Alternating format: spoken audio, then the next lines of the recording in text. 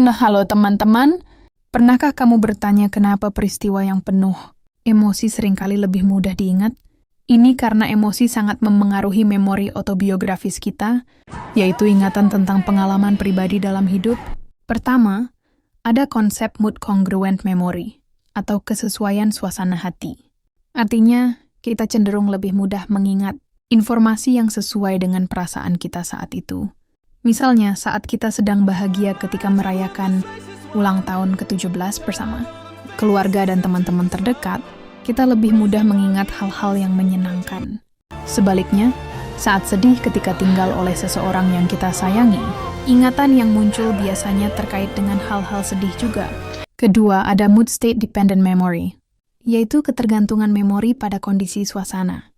Hati saat penyimpanan dan pengambilan ingatan.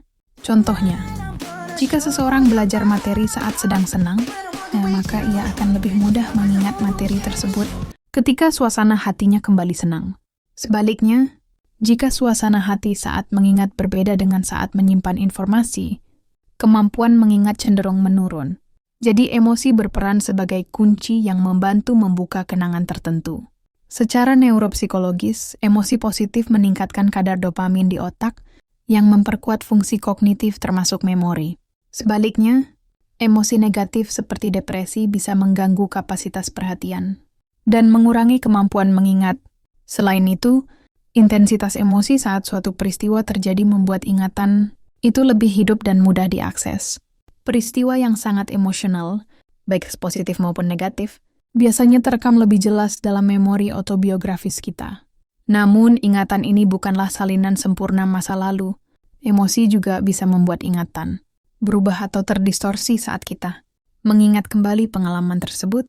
Jadi emosi sangat berperan dalam membentuk kekuatan dan keakuratan memori kita, membantu kita mengingat pengalaman penting yang membentuk siapa kita.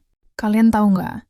Ada emosi dasar yang umum dikenal: bahagia, sedih, marah, takut, jijik, kaget.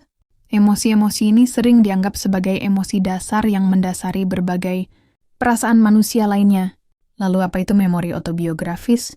Memori autobiografis adalah memori pribadi yang dimiliki seseorang mengenai masa lalunya, yang berisi informasi tentang pengalaman hidup, emosi, deskripsi diri, peristiwa khusus, dan sejarah kehidupan individu tersebut